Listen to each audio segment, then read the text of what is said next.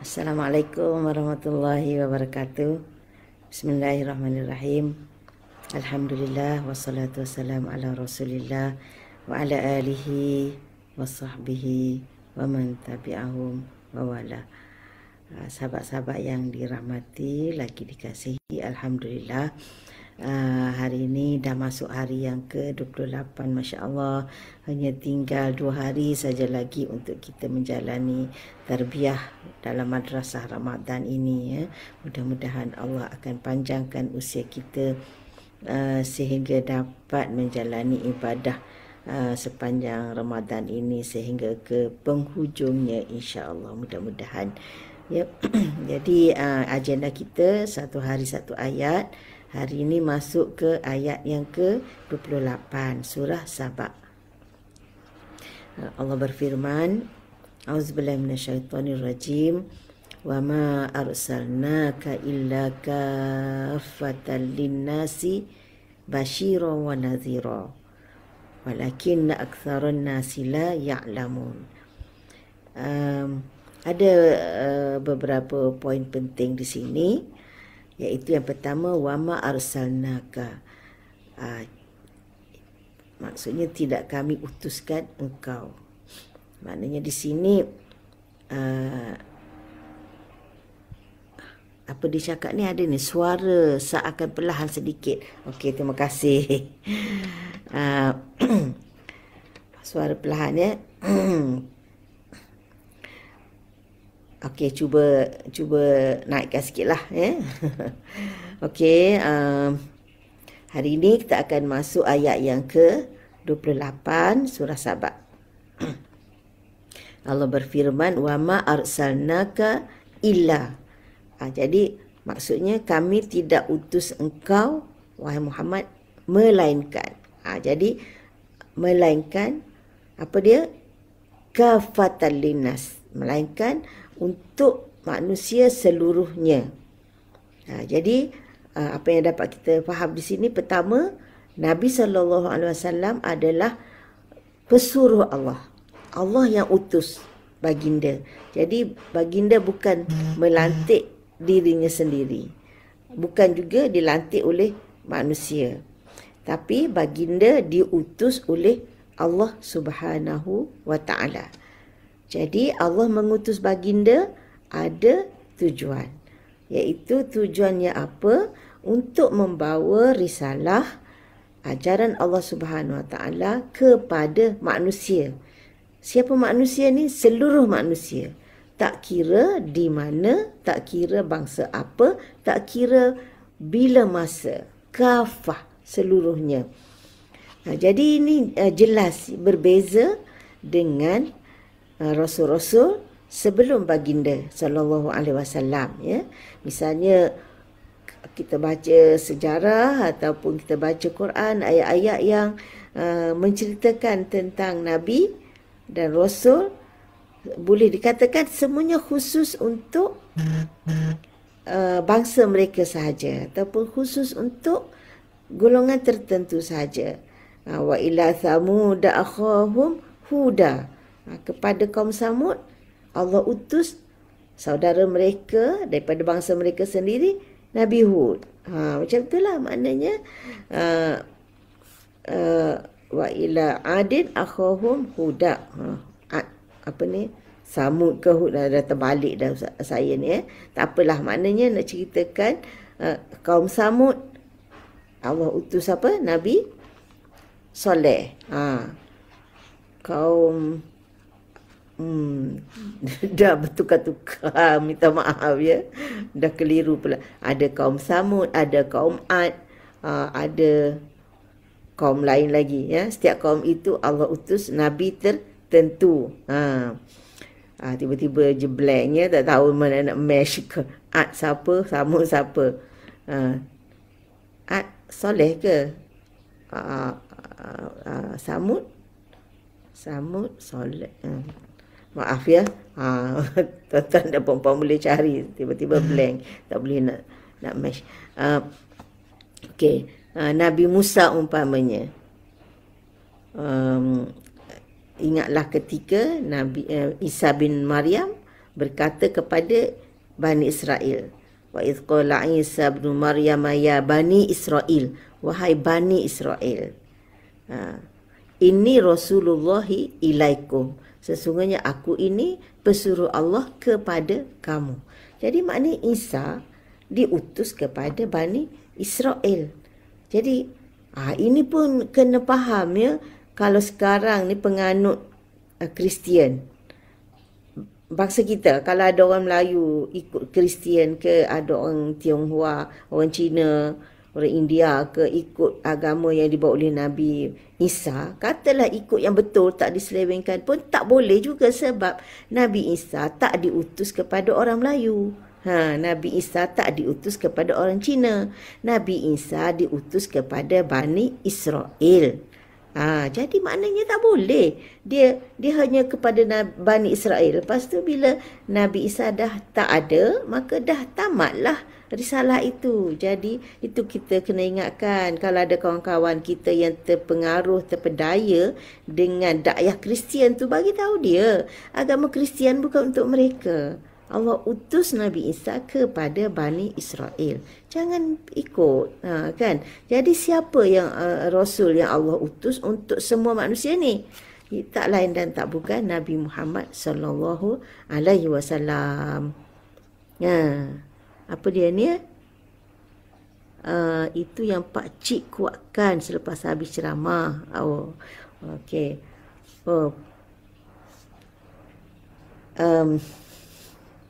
Apa tadi? Okey. Jadi pertama, Nabi Muhammad sallallahu alaihi wasallam pesuruh Allah yang Allah utus, yang Allah pilih baginda, dan Allah utus baginda bukan untuk satu kaum tertentu sahaja, tetapi untuk seluruh manusia. Okey. Itu makna kafah linnas. Ada juga satu makna lain untuk perkataan kafah ini. Ahli tafsir mengatakan kafah ini juga bermakna menahan. Menahan. Jadi Nabi SAW tidak diutuskan kecuali untuk menjadi penahan. Apa penahan ni maksudnya? Penahan atau pencegah. Maknanya baginda mencegah, menahan daripada segala kesesatan dan kerosakan di muka bumi. Jadi maknanya risalah yang dibawa oleh Nabi SAW ini dapat mencegah kerosakan dan kemusnahan di muka bumi ini. Itu tujuan risalah yang dibawa. Maknanya kalau manusia ikut apa yang dibawa oleh Nabi SAW yang Allah sebut dalam surah Al-Anbiya, wa ma arsalnaka illa rahmatan lil alamin, baginda membawa rahmat untuk semesta alam. Jadi kalau diikut, maka alam ini akan tercegah, terhalang daripada kerosakan dan kemusnahan. Jadi kafatan linnas ni ada dua makna, dua maksud. Yang pertama yang mudah difaham ataupun yang zahirnya diutuskan untuk seluruh manusia. Dan yang kedua, Nabi SAW diutus untuk menjadi penghalang atau pencegah daripada kerosakan dan kemusnahan di muka bumi ini. Jadi dua-dua betul. Jadi maknanya, kalau makna yang kedua ni, maknanya tabiat risalah yang dibawa oleh Nabi SAW atau sifat risalah yang dibawa oleh Nabi SAW adalah berperanan menghalang berlakunya kerosakan jika diikuti dan dilaksanakan. Jadi banyak kerosakan berlaku sebab tak ikut. Kita boleh buat contoh yang mudah saja kan. Misalnya dalam keluarga. Allah Subhanahu Wa Taala melalui wahyu yang diturunkan kepada Nabi SAW telah menegaskan ar-rijalu qawwamun 'alan nisa. Lelaki itu pemimpin, pelindung kepada kaum wanita. Jadi kalau lelaki benar-benar melaksanakan peranannya sebagai pelindung, ketua yang melindungi, menjaga kaum wanita, tak akan berlakulah kerosakan dalam rumah tangga. Wanita didera, kan, berlaku sumbang mahram, ayah merogol anak sendiri, Allahu Akbar. Tak sanggup nak sebut, kan. Yang kita ada istilah apa, haruan makan anak.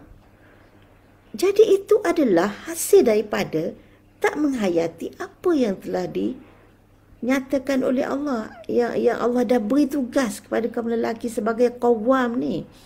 Kalau mereka laksanakan tanggungjawab sebagai qawwam, mana boleh nak rosakkan anak sendiri. Nak rogol anak.